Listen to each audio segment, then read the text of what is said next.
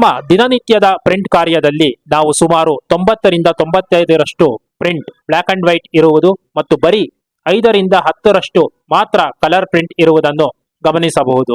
ಉದಾಹರಣೆಗೆ ಒಂದು ಪುಸ್ತಕ ಅಥವಾ 100 ಪೇಜ್ಗಳ ಪ್ರಾಜೆಕ್ಟ್ ರಿಪೋರ್ಟ್ನಲ್ಲಿ ಬ್ಲಾಕ್ ಅಂಡ್ ವೈಟ್ ಪ್ರಿಂಟ್ಗಳೇ ಹೆಚ್ಚು ಇರುವುದನ್ನು ಗಮನಿಸಬಹುದು.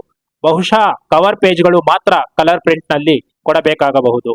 ಜೊತೆಗೆ ಮಧ್ಯದಲ್ಲಿ ಕೆಲವು ಪುಟಗಳು ಮಾತ್ರ ಕಲರ್ನಲ್ಲಿ ಇದ್ದರೆ ಸಾಕು ಎಂಬಂತಿರುತ್ತದೆ. ಸಂಪೂರ್ಣವಾಗಿ ಕಲರ್ ಪ್ರಿಂಟ್ನ ಅಗತ್ಯವಿದ್ದರೆ ಡಿಜಿಟಲ್ ಪ್ರಿಂಟಿಂಗ್ ಅಥವಾ ಸ್ಕ್ರೀನ್ ಪ್ರಿಂಟಿಂಗ್ಗೆ ನಾವು ಮೊರೆ ಹೋಗಬಹುದು. ಆದರೆ ಇಲ್ಲಿ ನಮ್ಮ ಗಮನವು ಸಣ್ಣ ಮಧ್ಯಮ ಪ್ರಮಾಣದ ಪ್ರಿಂಟಿಂಗ್ನ ಕಡೆಗೆ ಇರುವುದರಿಂದ ಕಲರ್ಗಾಗಿ ನಾವು ಒರಿಜಿನಲ್ ಇಂಕ್ ಬಳಸಿ ಇಂಕ್ಜೆಟ್ ಪ್ರಿಂಟರ್ಗಳನ್ನು ಬಳಸಬಹುದು ಮತ್ತು ಬ್ಲಾಕ್ ಅಂಡ್ ವೈಟ್ಗಾಗಿ ನಾವು ಕಂಪ್ಯಾಟಿಬಲ್ ಟೋನರ್ ಉಪಯೋಗಿಸಿ ಬ್ಲಾಕ್ ಅಂಡ್ ವೈಟ್ ಲೇಸರ್ ಪ್ರಿಂಟರ್ಗಳನ್ನು ಬಳಸಬಹುದು. ಕಲರ್ ಪ್ರಿಂಟಿಂಗ್ ಎಂದರೆ ಅದು ಇಂಕ್ಜೆಟ್ ಪ್ರಿಂಟರ್ ಇರಲಿ ಅಥವಾ ಲೇಸರ್ ಪ್ರಿಂಟರ್ ಇರಲಿ, ಎರಡರಲ್ಲೂ ಬಣ್ಣಗಳನ್ನು ಮಿಶ್ರಣ ಮಾಡುವ ತಂತ್ರಜ್ಞಾನ ಇರುವುದರಿಂದ ಕಂಪ್ಯಾಟಿಬಲ್ ಇಂಕ್ ಬಳಸುವುದರಿಂದ ಪ್ರಿಂಟರ್ ಹಾಳಾಗುತ್ತದೆ. ಆದ್ದರಿಂದ ನಾವು ಎಂದಿಗೂ ಯಾವುದೇ ರೀತಿ ಕಲರ್ ಪ್ರಿಂಟಿಂಗ್ ನಲ್ಲಿ ಕಂಪ್ಯಾಟಿಬಲ್ ಇಂಕ್ ಅನ್ನು ಬಳಸಬಾರದು. ಕಲರ್ ಲೇಸರ್ ಪ್ರಿಂಟರ್ಗಳು ಸಣ್ಣ ಬಳಕೆದಾರರಿಗೆ ಅತ್ಯಂತ ದುಬಾರಿಯಾಗಿದ್ದು ಅವುಗಳನ್ನು ಕೊಳ್ಳುವ ಸಾಹಸ ಮಾಡುವುದು ಬೇಡ. ಹಾಗಾಗಿ ನಾನು ಪದೇ ಪದೇ ಹೇಳುವುದು, ಕಲರ್ ಪ್ರಿಂಟ್ಗಾಗಿ ಇಂಕ್ಜೆಟ್ ಪ್ರಿಂಟರ್ಗಳನ್ನು ಬಳಸುವುದು ಮತ್ತು ಎಲ್ಲಾ ರೀತಿಯ ಬ್ಲಾಕ್ ಅಂಡ್ ವೈಟ್ ಪ್ರಿಂಟ್ಗೆ ಕಂಪ್ಯಾಟಿಬಲ್ ಟೋನರ್ ಉಪಯೋಗಿಸಿ ಬ್ಲಾಕ್ ಅಂಡ್ ವೈಟ್ ಲೇಸರ್ ಪ್ರಿಂಟರ್ಗಳನ್ನು ಬಳಸುವುದು. ಈ ಸರಣಿಯಲ್ಲಿನ ನಮ್ಮ ಹಿಂದಿನ ಸಂಚಿಕೆಯಲ್ಲಿ ನೀವು ಪರಿಶೀಲಿಸಬಹುದು. ನಾವು ಕಲರ್ ಇಂಕ್ಜೆಟ್ ಪ್ರಿಂಟರ್ ಅನ್ನು ನಿರ್ವಹಿಸುವ ಬಗ್ಗೆ ಮಾರ್ಗಸೂಚಿಗಳನ್ನು ನೀಡಿದ್ದೇವೆ. ಈ ವಿಡಿಯೋದಲ್ಲಿ ನಾವು ನಮ್ಮ ಗಮನವನ್ನು ಲೇಸರ್ ಪ್ರಿಂಟರ್ಗಳ ಕಡೆಗೆ ತಿರುಗಿಸೋಣ.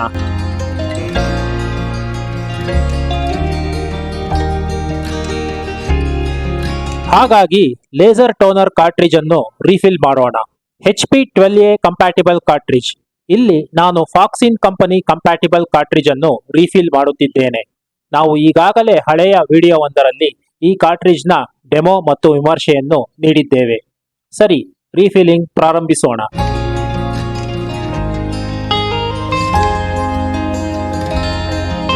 ನಿಮಗೆ ಒಂದು ವಿಶಾಲವಾದ ಟೇಬಲ್, ಕೆಲವು ನ್ಯೂಸ್ ಪೇಪರ್ಗಳು ಅಥವಾ ವೇಸ್ಟ್ ವ್ರಾಪರ್ ಹಾಳೆಗಳು ಮತ್ತು ನೀವು ನೋಡಬಹುದಾದ ಈ ಎಲ್ಲಾ ರೀತಿಯ ಪರಿಕರಗಳು ಅಥವಾ ಉಪಕರಣಗಳು ಬೇಕಾಗುತ್ತವೆ. ಅವುಗಳನ್ನು ವ್ಯವಸ್ಥೆ ಮಾಡಿಕೊಳ್ಳಿ.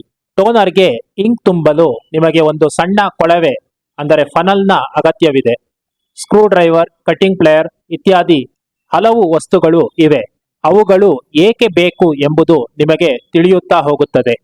ಈ ಬಾಕ್ಸ್ನಲ್ಲಿ ಹಳೆಯ ಟೋನರ್ಗಳಿಂದ ಸಂಗ್ರಹಿಸಲ್ಪಡಲಾದ ಬಿಡಿಭಾಗಗಳನ್ನು ತುಂಬಿದ್ದೇವೆ. ಇವುಗಳನ್ನು ಬಿಸಾಡುವ ಬದಲು ಸಂಗ್ರಹಿಸಿ ಇಟ್ಟುಕೊಳ್ಳುವುದು ಒಳ್ಳೆಯ ಅಭ್ಯಾಸ. ಕೆಲವು ಸ್ಕ್ರೂಗಳು, ಸ್ಪ್ರಿಂಗ್ಗಳು ಇತ್ಯಾದಿಗಳನ್ನು ನೀವು ನೋಡಬಹುದು. ಅಗತ್ಯವಿದ್ದಾಗ ಇವು ಬಳಕೆಗೆ ಬರುತ್ತವೆ. ಇದು ಹೊಸ ಟೋನರ್ ಕಾರ್ಟ್ರಿಜ್ ಆಗಿದ್ದು ನಿಮಗೆ ಹೊಸದರ ಹಾಗೂ ಹಳೆಯದರ ನಡುವಿನ ವ್ಯತ್ಯಾಸವನ್ನು ನಾವು ತೋರಿಸಲು ಇಚ್ಛಿಸುತ್ತೇವೆ. ಮತ್ತು ಆ ಬಾಕ್ಸ್ನಲ್ಲಿ ರೀಫಿಲ್ ಮಾಡಲು ಟೋನರ್ ಇಂಕ್ ಬಾಟಲ್ಗಳಿವೆ. ಹೀಗೆ ನೀವು ಟೋನರ್ ಅನ್ನು ರೀಫಿಲ್ ಮಾಡಲು ಈ ರೀತಿ ವ್ಯವಸ್ಥೆ ಮಾಡಿಕೊಳ್ಳಬೇಕು ಮತ್ತು ನಂತರ ರೀಫಿಲಿಂಗ್ ಕೆಲಸವನ್ನು ಆರಂಭಿಸಬೇಕು. ಈ ರೀಫಿಲಿಂಗ್ ಕೆಲಸವು ಗಜಿಬಿಜಿಯ ಕೆಲಸವಾಗಿರುವುದರಿಂದ ನಾವು ಗ್ಲೌಸ್ ಹಾಗೂ ಮಾಸ್ಕ್ಗಳನ್ನು ಧರಿಸುವುದರ ಮೂಲಕ ಸ್ವಚ್ಛತೆಯನ್ನು ಕಾಪಾಡಿಕೊಳ್ಳಬಹುದು. ಅದಲ್ಲದೆ ಈ ಕಾರ್ಬನ್ ಇಂಕ್ ಕೆಲವರಿಗೆ ಅಲರ್ಜಿಯನ್ನು ಸಹ ಉಂಟು ಮಾಡಬಹುದು. ಸರಿ, ಈಗ ಖಾಲಿ ಟೋನರ್ ತರೋಣ. ಈಗ ನಾವು ಈ ಕಾರ್ಟ್ರಿಜ್ ಅನ್ನು ಬಿಚ್ಚಲು ಪ್ರಾರಂಭಿಸೋಣ. ಅದಕ್ಕಾಗಿ ಸ್ಕ್ರೂ ಡ್ರೈವರ್ ಬಳಸುವುದು. ಒಂದು ಬದಿಯಲ್ಲಿ ನೀವು ಕಾರ್ಟ್ರಿಜ್ಗೆ ಡ್ರಮ್ ಅನ್ನು ಹಿಡಿದಿಟ್ಟುಕೊಳ್ಳುವ ಕ್ಯಾಪ್ ಅನ್ನು ಕಾಣಬಹುದು. ಇಲ್ಲಿ ನೀವು 2 ಸ್ಕ್ರೂಗಳನ್ನು ಕಾಣಬಹುದು. ನಾವು ಮೊದಲು ಸಲಹೆ ನೀಡುವುದು ಏನೆಂದರೆ ಈ ಎಲ್ಲ ಪ್ರಕ್ರಿಯೆಗಳನ್ನು ಗಮನಿಸಿ ಈ ವಿಡಿಯೋವನ್ನು ಸಂಪೂರ್ಣವಾಗಿ ವೀಕ್ಷಿಸಿ ನಂತರ ನಿಮ್ಮ ಟೋನರ್ ಅನ್ನು ರೀಫಿಲ್ ಮಾಡಲು ಕೈಗೆತ್ತಿಕೊಳ್ಳಿ. ದಯವಿಟ್ಟು ಏಕಕಾಲದಲ್ಲಿ ಒಂದು ಕೈಯಲ್ಲಿ ಕಾರ್ಟ್ರಿಜ್ ಅನ್ನು ಬಿಚ್ಚುತ್ತಾ ಇನ್ನೊಂದು ಕೈಯಲ್ಲಿ ಈ ವಿಡಿಯೋವನ್ನು ನೋಡುವುದು ಈ ರೀತಿ ಮಾಡಬೇಡಿ. ಇದು ನಾವು ತೆಗೆದಿರುವ ಮೊದಲನೇ ಸೈಡ್ ಕ್ಯಾಪ್ ಆಗಿದೆ. ಹಾಗೆಯೇ ನಾವು 2 ಸ್ಕ್ರೂಗಳನ್ನು ತೆಗೆದಿದ್ದೇವೆ. ಇದು ನೆನಪಿರಲಿ. ಇಲ್ಲಿ ನೀವು ಹಸಿರು ಅಥವಾ ಗ್ರೀನಿಶ್ ಬ್ಲೂ ಭಾಗವನ್ನು ಏನು ನೋಡುತ್ತಿದ್ದೀರೋ ಇದು OPC ಡ್ರಮ್ ಅಥವಾ ಟೋನರ್ ಡ್ರಮ್ ಅಥವಾ ಸರಳವಾಗಿ ಡ್ರಮ್ ಎಂದು ಕರೆಯುತ್ತಾರೆ. ಇದು ಟೋನರ್ನಲ್ಲಿನ ಪ್ರಮುಖ ಕಾಂಪೊನೆಂಟ್ಗಳಲ್ಲಿ ಒಂದಾಗಿದೆ. ಈ ವಿಡಿಯೋದಲ್ಲಿ ನಾವು ಈ ಟೋನರ್ನ ಕಾರ್ಯವಿಧಾನವನ್ನು ಮತ್ತು ಪ್ರಿಂಟ್ ಕಾರ್ಯ ನಡೆಯುವಾಗ ಕಾಂಪೊನೆಂಟ್ಗಳು ಯಾವ ರೀತಿ ಕೆಲಸ ಮಾಡುತ್ತವೆ ಇವೆಲ್ಲವನ್ನು ವಿವರಿಸುತ್ತೇವೆ. ಹಾಗಾಗಿ ಈ ವಿಡಿಯೋವನ್ನು ವೀಕ್ಷಿಸುತ್ತಾ ಹೋಗಿ. ಈ ಡ್ರಮ್ ಅನ್ನು ಎಚ್ಚರಿಕೆಯಿಂದ ತೆಗೆದು ಅದನ್ನು ಪಕ್ಕಕ್ಕೆ ಇಡೋಣ. ಈಗ ಅದರ ಕೆಳಗೆ ನೀವು ಕಪ್ಪು ಬಣ್ಣದ ಮತ್ತೊಂದು ರೋಲರ್ ಅನ್ನು ಕಾಣಬಹುದು. ಇದನ್ನು ಪಿಸಿಆರ್ ರೋಲರ್ ಅಥವಾ ರಬ್ಬರ್ ರೋಲರ್ ಎಂದು ಕರೆಯಲಾಗುತ್ತದೆ. ಇದನ್ನು ನೀವು ಇಕ್ಕಳ ಅಂದರೆ ಕಟಿಂಗ್ ಪ್ಲೇಯರ್ ಬಳಸಿ ತೆಗೆಯಬಹುದು. ಎರಡೂ ಬದಿಗಳಲ್ಲಿ ಮೆಟಲ್ ಭಾಗ ಇರುವುದನ್ನು ಗಮನಿಸಬಹುದು. ಯಾವುದಾದರೂ ಒಂದು ಬದಿಗೆ ತಲುಪಿ ಕಪ್ಪು ರಬ್ಬರ್ ಭಾಗದ ಅಂಚುಗಳಿಗೆ ಹಾನಿಯಾಗದಂತೆ ಎಚ್ಚರಿಕೆಯಿಂದ ಹಿಡಿದು ನಂತರ ಇದನ್ನು ಹೊರ ತೆಗೆಯಬೇಕಾಗುತ್ತದೆ. ಇದನ್ನು ಪಕ್ಕಕ್ಕೆ ಇಡೋಣ. ಇದನ್ನು ಪಿಸಿಆರ್ ರೋಲರ್ ಎಂದು ಕರೆಯಲಾಗುತ್ತದೆ. ಇದು ಸಹ ಟೋನರ್ನಲ್ಲಿರುವ ಮತ್ತೊಂದು ಪ್ರಮುಖ ಕಾಂಪೊನೆಂಟ್ ಆಗಿದೆ. ಈಗ ನೀವು ಗಮನಿಸಬಹುದು, ಟೋನರ್ನ ಒಂದು ಬದಿಯಲ್ಲಿ ಡ್ರಮ್ ಅನ್ನು ಹಿಡಿದಿಡಲು ಎರಡು ಸಣ್ಣ ಕೊಕ್ಕೆಗಳ ನಡುವೆ ಸ್ಪ್ರಿಂಗ್ ಒಂದನ್ನು ಜೋಡಿಸಲಾಗಿದೆ. ಸದಾ ತಿರುಗುವ ಡ್ರಮ್ ಅನ್ನು ಹಿಡಿದಿಟ್ಟುಕೊಳ್ಳಲು ಈ ಸ್ಪ್ರಿಂಗ್ ಅನ್ನು ಸಪೋರ್ಟ್ನಂತೆ ಬಳಸಲಾಗುತ್ತದೆ. ಆ ಸಣ್ಣ ಕೊಕ್ಕೆಗಳಿಗೆ ಹಾನಿಯಾಗದಂತೆ ಈ ಸ್ಪ್ರಿಂಗ್ ಅನ್ನು ಎಚ್ಚರಿಕೆಯಿಂದ ತೆಗೆಯೋಣ. ಇದು ತುಂಬಾ ಸೂಕ್ಷ್ಮವಾಗಿರುತ್ತದೆ. ಈ ರೀತಿಯ ಚೂಪಾದ ವಸ್ತುವಿನಿಂದ ಇದನ್ನು ತೆಗೆಯಬಹುದು. ಮೊದಲ ಬಾರಿ ಕಾರ್ಟ್ರಿಡ್ಜ್ ಬಿಚ್ಚುವಾಗ ನೀವು ಈ ಎಲ್ಲಾ ಕಾಂಪೊನೆಂಟ್ಗಳು ಹೇಗೆ ಜೋಡಿಸಲ್ಪಟ್ಟಿವೆ ಎಂಬುದನ್ನು ಗಮನಿಸಬೇಕು. ನಂತರ ನೀವು ಕಾರ್ಟ್ರಿಡ್ಜ್ ಮತ್ತೆ ಜೋಡಿಸುವಾಗ ಅದು ನಿಮಗೆ ಸಹಾಯಕ್ಕೆ ಬರುತ್ತದೆ. ಇನ್ನೊಂದು ಮುಖ್ಯವಾದ ವಿಚಾರವೆಂದರೆ, ನೀವು ಮೊದಲ ಬಾರಿ ರೀಫಿಲ್ ಮಾಡುವಾಗ ಹೊಸ ಕಂಪ್ಯಾಟಿಬಲ್ ಕಾರ್ಟ್ರಿಡ್ಜ್ ಅನ್ನೇ ಬಳಸಿ. ಏಕೆಂದರೆ ಆಗ ಈ ಎಲ್ಲಾ ಕಾಂಪೊನೆಂಟ್ಗಳು ಸರಿಯಾದ ಸ್ಥಾನದಲ್ಲಿರುತ್ತವೆ ಮತ್ತು ರೀಫಿಲ್ ಮಾಡುವುದನ್ನು ಕಲಿಯುವುದು ನಿಮಗೆ ಸುಲಭವಾಗುತ್ತದೆ. ಈಗ ಕಾರ್ಟ್ರಿಡ್ಜ್ನ ಎರಡೂ ಬದಿಗಳಲ್ಲಿ ನೀವು ಎರಡು ಸಣ್ಣ ಸಿಲಿಂಡರ್ ಆಕಾರದ ಪಿನ್ಗಳನ್ನು ನೋಡಬಹುದು. ಇವುಗಳನ್ನು ತೆಗೆಯಬೇಕಾಗುತ್ತದೆ. ತೆಗೆಯುವ ಮುನ್ನ ಇವು ಅಲ್ಲಿ ಹೇಗೆ ಹಾಕಿದ್ದಾರೆ ಎಂಬುದನ್ನು ಗಮನಿಸಿ. ನಿಮಗೆ ಅದು ಮುಂದೆ ಸಹಾಯವಾಗುತ್ತದೆ. ಆಲನ್ ಕೀ ಅಥವಾ ಚೂಪಾದ ಅಂಚಿರುವ ಎಲ್ ಆಕಾರದ ಯಾವುದಾದರೂ ವಸ್ತು ಬಳಸಿದರೆ ನಿಮಗೆ ಈ ಪಿನ್ಗಳಿರುವ ಜಾಗವನ್ನು ಮುಟ್ಟಲು ಸುಲಭವಾಗುತ್ತದೆ. ನಾನು ಒಂದು ಉದ್ದವಾದ ತೆಳುವಾದ ಸ್ಕ್ರೂ ಡ್ರೈವರ್ ಅನ್ನು ಇಲ್ಲಿ ಬಳಸುತ್ತಿದ್ದೇನೆ. ಚುಚ್ಚುವ ಮೊದಲು ಆ ಪಿನ್ಗಳು ಎಲ್ಲಿವೆ ಎಂಬುದನ್ನು ಮೊದಲು ಗಮನಿಸಿ. ಏಕೆಂದರೆ ನೀವು ಮನಸೋ ಇಚ್ಛೆ ಚುಚ್ಚಿದರೆ ಆ ಪಿನ್ಗಳ ಸುತ್ತಲೂ ರಂಧ್ರಗಳು ಉಂಟಾಗಬಹುದು. ಇದು ಮುಂದೆ ನಿಮಗೆ ತೊಂದರೆ ಕೊಡಬಹುದು. ರೀಫಿಲಿಂಗ್ ಮಾಡುವ ಸ್ಥಳದಲ್ಲಿ ಸಾಕಷ್ಟು ಬೆಳಕಿರುವುದನ್ನು ಖಾತರಿಪಡಿಸಿಕೊಳ್ಳಿ. ಇದರಿಂದ ಎಲ್ಲವನ್ನೂ ಸ್ಪಷ್ಟವಾಗಿ ನೋಡಲು ನಿಮಗೆ ಸಹಾಯವಾಗುತ್ತದೆ. ಎರಡೂ ಪಿನ್ಗಳನ್ನು ತೆಗೆಯಿರಿ. ಪಿನ್ಗಳನ್ನು ತೆಗೆದುಹಾಕದೆ ಹಾಗೆಯೇ ಟೋನರ್ ಅನ್ನು ತೆರೆಯಲು ಪ್ರಯತ್ನಿಸಿದರೆ ಅದು ಡ್ಯಾಮೇಜ್ ಆಗಬಹುದು. ಈಗ ನೀವು ಟೋನರ್ ಅನ್ನು ಯಶಸ್ವಿಯಾಗಿ ತೆಗೆದಿದ್ದೀರಿ ಮತ್ತು ಎರಡು ಭಾಗಗಳನ್ನಾಗಿ ವಿಂಗಡಿಸಿದ್ದೀರಿ. ಇದು ಟೋನರ್ ರೀಫಿಲಿಂಗ್ ನ ಮೊದಲನೇ ಹಂತವಾಗಿದೆ. ಮೊದಲನೇ ಕಂಪಾರ್ಟ್ಮೆಂಟ್ ನಲ್ಲಿ ವೇಸ್ಟ್ ಇಂಕ್ ಸಂಗ್ರಹವಾಗಿರುತ್ತದೆ. ಅದನ್ನು ನೀವು ತೆಗೆದುಹಾಕಬೇಕಾಗುತ್ತದೆ. ಪಕ್ಕಕ್ಕೆ ಇರಿಸಿದ ಮತ್ತೊಂದು ಕಂಪಾರ್ಟ್ಮೆಂಟ್ ನಲ್ಲಿ ನೀವು ಹೊಸ ಟೋನರ್ ಇಂಕ್ ಅನ್ನು ತುಂಬಬೇಕಾಗುತ್ತದೆ. ಈಗ ನೀವು ಇಲ್ಲಿ ಸಂಗ್ರಹಿತವಾಗಿರುವ ಈ ವೇಸ್ಟ್ ಇಂಕ್ ಅನ್ನು ಸಂಪೂರ್ಣವಾಗಿ ತೆಗೆದುಹಾಕಬೇಕು. ಅದಕ್ಕಾಗಿ ನಾವು ಈ ಎರಡು ಸ್ಕ್ರೂಗಳನ್ನು ತೆಗೆಯಬೇಕು. ಇಲ್ಲಿ ಇನ್ನೊಂದು ಸ್ಪ್ರಿಂಗ್ ಇದೆ. ಇದನ್ನು ಸಹ ನೀವು ತೆಗೆಯಬೇಕು ಮತ್ತು ಈ ಸ್ಪ್ರಿಂಗ್ ನ ಉದ್ದೇಶವನ್ನು ನಾವು ನಿಮಗೆ ನಂತರ ಹೇಳುತ್ತೇವೆ. ಮತ್ತೊಮ್ಮೆ ನಾನು ಹೇಳುವುದೇನೆಂದರೆ, ಯಾವುದನ್ನಾದರೂ ತೆಗೆಯುವ ಮೊದಲು ಅವು ಹೇಗೆ ಜೋಡಿಸಲ್ಪಟ್ಟಿವೆ ಎಂಬುದನ್ನು ಮೊದಲು ಗಮನಿಸಿ. ಮತ್ತೆ ವಾಪಸ್ಸು ಅದನ್ನು ಹೇಗೆ ಹಾಕುವುದು ಎಂಬುದನ್ನು ಈಗಲೇ ನೋಡಿಕೊಳ್ಳುವುದರಿಂದ ಮುಂದೆ ನಿಮಗೆ ಉಪಯೋಗವಾಗುತ್ತದೆ. ಏಕೆಂದರೆ ಈ ವಿಡಿಯೋದಿಂದ ನೀವು ಎಲ್ಲವನ್ನೂ ನೋಡಲು ಮತ್ತು ಕಲಿಯಲು ಸಾಧ್ಯವಾಗದಿರಬಹುದು. ಆದರೂ ನಾವು ಸವಿಸ್ತರವಾಗಿ ವಿವರಿಸಲು ಶಕ್ತಿ ಮೀರಿ ಪ್ರಯತ್ನ ಪಡುತ್ತಿದ್ದೇವೆ. ಮತ್ತೆರಡು ಸ್ಕ್ರೂಗಳನ್ನು ತೆಗೆದಂತಾಯಿತು. ನಿಮಗೆ ನೆನಪಿದ್ದರೆ ಒಟ್ಟು 4 ಸ್ಕ್ರೂಗಳನ್ನು ನಾವು ತೆಗೆದಿದ್ದೇವೆ. ಈ ಕಾಂಪೊನೆಂಟ್ ಅನ್ನು ಪಕ್ಕಕ್ಕೆ ಇಡೋಣ. ಇದು ನಾವು ತೆಗೆದ ಮೂರನೇ ಕಾಂಪೊನೆಂಟ್ ಆಗಿದೆ, ಅಲ್ಲವೇ? ಇದನ್ನು ವೈಪರ್ ಬ್ಲೇಡ್ ಎಂದು ಕರೆಯಲಾಗುತ್ತದೆ. ಇದು ಏನೆಂದು ನಾವು ನಿಮಗೆ ನಂತರ ಹೇಳುತ್ತೇವೆ. ಈಗ ನೀವು ಇಲ್ಲಿ ಕಪ್ಪು ಪುಡಿಯನ್ನು ನೋಡಬಹುದು. ಇದು ವೇಸ್ಟ್ ಟೋನರ್ ಇಂಕ್. ನೀವು ಇದನ್ನು ಸಂಪೂರ್ಣವಾಗಿ ತೆಗೆದುಹಾಕಬೇಕು ಮತ್ತು ಇದನ್ನು ಎಂದಿಗೂ ಯಾವುದೇ ಕಾರಣಕ್ಕೂ ಪುನಃ ಬಳಸಬೇಡಿ. ಇದನ್ನು ಬಳಸಿದರೆ ಟೋನರ್ ಮತ್ತು ಪ್ರಿಂಟರ್ ಎರಡೂ ಹಾಳಾಗುತ್ತವೆ. ಏಕೆಂದರೆ ಇದು ತನ್ನ ಚಾರ್ಜಿಂಗ್ ಗುಣಲಕ್ಷಣಗಳನ್ನು ಕಳೆದುಕೊಂಡಿದೆ. ಬ್ರಷ್ ಹಾಗೂ ಸಣ್ಣ ಬಟ್ಟೆ ಬಳಸಿ ಇವೆಲ್ಲವನ್ನು ಕ್ಲೀನ್ ಮಾಡಬಹುದು. ಟ್ಯಾಪ್ ಮಾಡುವ ಮೂಲಕ ಸಾಧ್ಯವಾದಷ್ಟು ತೆಗೆದುಹಾಕಿ. ಇದನ್ನು ಸಂಪೂರ್ಣವಾಗಿ ತೆಗೆದುಹಾಕಲು ನೀವು ಬ್ಲೋವರ್ ಅನ್ನು ಬಳಸುವ ಅಗತ್ಯವಿರುವುದಿಲ್ಲ. ಏಕೆಂದರೆ ಪ್ರಿಂಟಿಂಗ್ ಶುರು ಮಾಡಿದ ತಕ್ಷಣ ಸಣ್ಣ ಪ್ರಮಾಣದಲ್ಲಿ ಇದು ಮತ್ತೆ ಶೇಖರಣೆಯಾಗುತ್ತದೆ.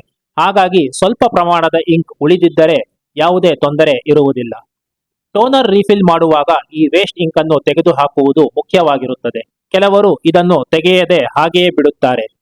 ತರಾತುರಿಯಲ್ಲಿ ಇನ್ನೊಂದು ಕಂಪಾರ್ಟ್ಮೆಂಟ್ ನಲ್ಲಿ ಮಾತ್ರ ಹೊಸ ಟೋನರ್ ಅನ್ನು ತುಂಬಿ ಈ ಕಂಪಾರ್ಟ್ಮೆಂಟ್ ಅನ್ನು ಸ್ವಚ್ಛಗೊಳಿಸುವುದನ್ನು ನಿರ್ಲಕ್ಷಿಸುತ್ತಾರೆ. ಕೆಲವರಂತೂ ಟೋನರ್ ಕಂಪಾರ್ಟ್ಮೆಂಟ್ ನಲ್ಲಿ ಒಂದು ಸಣ್ಣ ರಂಧ್ರವನ್ನು ಕೊರೆದು ಕಾರ್ಟ್ರಿಜ್ ಅನ್ನು ಸಹ ಓಪನ್ ಮಾಡದೆ ಹಾಗೆಯೇ ಟೋನರ್ ಅನ್ನು ತುಂಬುತ್ತಾರೆ. ಇವೆಲ್ಲವೂ ಕೆಟ್ಟ ಅಭ್ಯಾಸಗಳು. ಈ ವೇಸ್ಟ್ ಇಂಕ್ ತುಂಬಿದರೆ ಅದು ಕಾರ್ಟ್ರಿಜ್ ನಿಂದ ಚೆಲ್ಲಬಹುದು ಮತ್ತು ಪ್ರಿಂಟರ್ನೊಳಗೆ ಲೀಕ್ ಆಗಬಹುದು, ಪ್ರಿಂಟರ್ ಹಾಳಾಗಬಹುದು. ಆದ್ದರಿಂದ ಸೋಮಾರಿತನ ಬೇಡ. ಪ್ರತಿ ಬಾರಿ ರೀಫಿಲಿಂಗ್ ಮಾಡುವಾಗಲೆಲ್ಲ ಈ ವೇಸ್ಟ್ ಇಂಕ್ ಅನ್ನು ಮರೆಯದೆ ತೆಗೆದು ಹಾಕಬೇಕು. ಈಗ ನಾವು ವೈಪರ್ ಬ್ಲೇಡ್ ಅನ್ನು ಸ್ವಚ್ಛಗೊಳಿಸೋಣ. ಇದಕ್ಕಾಗಿ ಸಣ್ಣ ಕಾಟನ್ ಬಟ್ಟೆಯನ್ನು ಬಳಸಿ ಸಂಪೂರ್ಣವಾಗಿ ಸ್ವಚ್ಛಗೊಳಿಸಿ ನಿಧಾನವಾಗಿ ಜಾಗರೂಕತೆಯಿಂದ ಮಾಡಿ. ಈಗ ನಾವು ನಮ್ಮ ಗಮನವನ್ನು ಟೋನರ್ ಕಂಪಾರ್ಟ್ಮೆಂಟ್ ನ ಕಡೆಗೆ ತಿರುಗಿಸೋಣ. ಇಲ್ಲಿಯೇ ನಾವು ಹೊಸ ಟೋನರ್ ಅನ್ನು ತುಂಬಿಸಬೇಕಾಗುತ್ತದೆ. ಇಲ್ಲಿಯೂ ಸಹ ನೀವು ಮೊದಲು ಸ್ವಲ್ಪ ಸ್ವಚ್ಛಗೊಳಿಸಬೇಕು. ಸಾಧ್ಯವಾದಷ್ಟು ಇಂಕ್ ಅನ್ನು ಕ್ಲೀನ್ ಮಾಡಬೇಕು. ಏಕೆಂದರೆ ಇಲ್ಲಿ ಹೊಸ ಟೋನರ್ ಮತ್ತು ವೇಸ್ಟ್ ಟೋನರ್ ಎರಡೂ ಸ್ವಲ್ಪ ಸ್ವಲ್ಪ ಅಂಟಿಕೊಂಡಿರುತ್ತದೆ. ಮತ್ತು ನೀವು ಇಲ್ಲಿ ನೋಡುವ ಮೂರನೇ ಡ್ರಮ್ ಅಥವಾ ರೋಲರ್, ಇದನ್ನು ಮ್ಯಾಗ್ನೆಟಿಕ್ ರೋಲರ್ ಎಂದು ಕರೆಯುತ್ತಾರೆ. ಇದು ಮತ್ತೊಂದು ಪ್ರಮುಖ ಕಾಂಪೊನೆಂಟ್. ಇದು ಮೂಲತಃ ಟೋನರ್ ಪೌಡರ್ ಅನ್ನು ಡ್ರಮ್ಗೆ ಅಂಟಿಸುತ್ತದೆ. ಆದ್ದರಿಂದ ಈ ಭಾಗವನ್ನು ಎಚ್ಚರಿಕೆಯಿಂದ ಮತ್ತು ಸೂಕ್ಷ್ಮವಾಗಿ ಸ್ವಚ್ಛಗೊಳಿಸಿ. ಇದನ್ನು ಸಂಪೂರ್ಣವಾಗಿ ಸ್ವಚ್ಛಗೊಳಿಸುವ ಅಗತ್ಯವಿಲ್ಲ. ಇದರ ಮೇಲೆ ಸ್ವಲ್ಪ ಇಂಕ್ ಉಳಿದಿದ್ದರೆ ಅದು ಹಾಗೇ ಇರಲಿ. ಈ ರೋಲರ್ನ ಉದ್ದೇಶವೇ ಟೋನರ್ ಕಂಟೈನರ್ನಿಂದ ಇಂಕ್ ಅನ್ನು ಹೊರತೆಗೆಯುವುದಾಗಿದೆ. ಟೋನರ್ ಖಾಲಿಯಾಗಿದ್ದರೂ ಸಹ ಈ ರೋಲರ್ನ ಮೇಲೆ ಯಾವಾಗಲೂ ಸ್ವಲ್ಪ ಇಂಕ್ ಮೆತ್ತಿಕೊಂಡಿರುತ್ತದೆ. ಇಲ್ಲಿ ಮತ್ತೊಂದು ಬ್ಲೇಡ್ ಅನ್ನು ನೀವು ಕಾಣಬಹುದು. ಇದನ್ನು ಡಾಕ್ಟರ್ ಬ್ಲೇಡ್ ಎನ್ನುತ್ತಾರೆ. ಇದು ಮ್ಯಾಗ್ನೆಟಿಕ್ ರೋಲರ್ಗೆ ಅಂಟಿಕೊಂಡಂತೆ ಇರುತ್ತದೆ.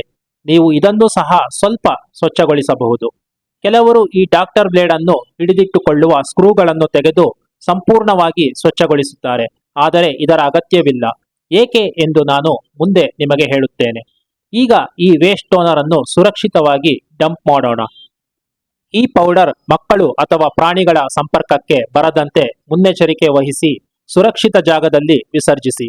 ಇದು ಮೆಡಿಕಲ್ ಅಥವಾ ಸರ್ಜಿಕಲ್ ತ್ಯಾಜ್ಯಕ್ಕೆ ಸಮವಾಗಿದೆ. ಈಗ ನಿಮ್ಮ ಮೇಜಿನ ಮೇಲೆ ಇನ್ನೊಂದು ಹೊಸ ನ್ಯೂಸ್ ಪೇಪರ್ ಅಥವಾ ಹಾಳೆಯನ್ನು ಇರಿಸಿ.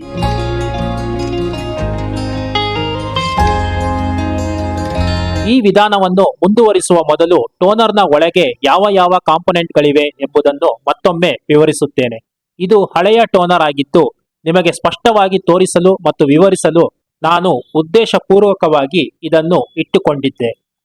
ಒಪಿಸಿ ಡ್ರಮ್ ಇದು ಅತ್ಯಂತ ಪ್ರಮುಖವಾದ ಮತ್ತು ಅತ್ಯಂತ ಸೂಕ್ಷ್ಮವಾದ ರೋಲರ್ ಆಗಿದೆ. ನೀವು ಅದರ ಮೇಲೆ ಯಾವುದೇ ಗೀರುಗಳನ್ನು ಮಾಡದಂತೆ ನೋಡಿಕೊಳ್ಳಿ ಮತ್ತು ಅದನ್ನು ಸೂರ್ಯನ ಬೆಳಕಿಗೆ ಒಡ್ಡಬೇಡಿ.